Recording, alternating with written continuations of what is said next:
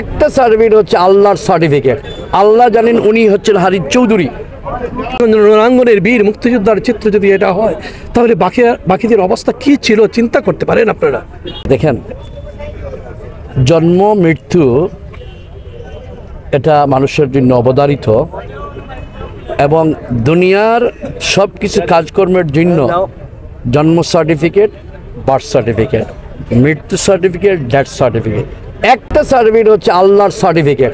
আল্লাহ জানেন উনি হচ্ছেন হারিস চৌধুরী।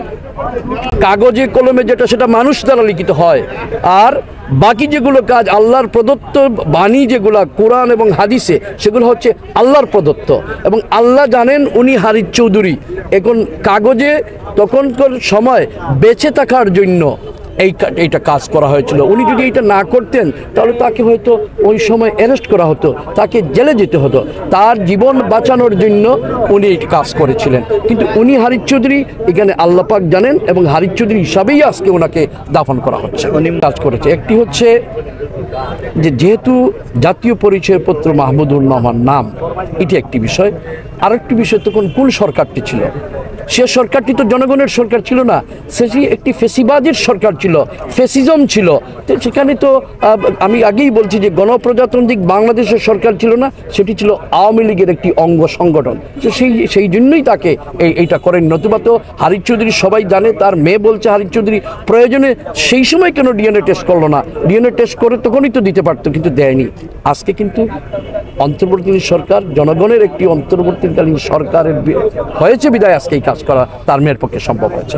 ওকে, ধন্যবাদ। আপনি যে কথাটা বললেন কতটুকু অমানবিক, এই যে গত 17 বছরে তো মানবিকতার লেশ মাত্র এই দেশে ছিল না। একটি মৃত্যুপুরী ছিল।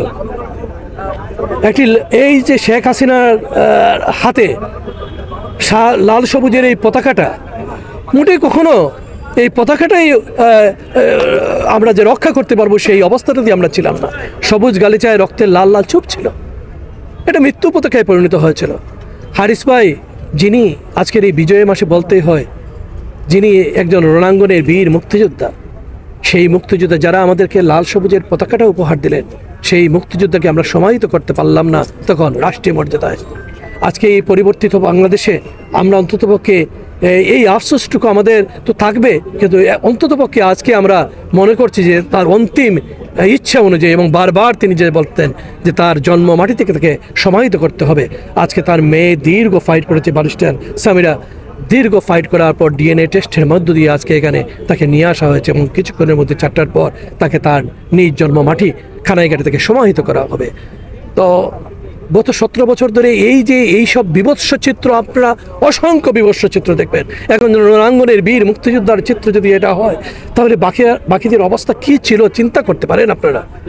তো আমরা আজকে এই দিনে গভীর শ্রদ্ধার সাথে তাকে স্মরণ করছি এবং পাশাপাশি তার আত্মার মাগফিরাত কামনা করছি। আল্লাহ যেন তাকে বেহেশত নসিব করে। তার পরিবারের প্রতি আমরা গভীর সমবেদনা প্রকাশ করছি। তার যারা রাজনৈতিক সহকর্মী সহযোদ্ধা আমরা সবাই যারা ছিলাম, যারাই আজকে গভীরভাবে সমবেত সবাই আমরা।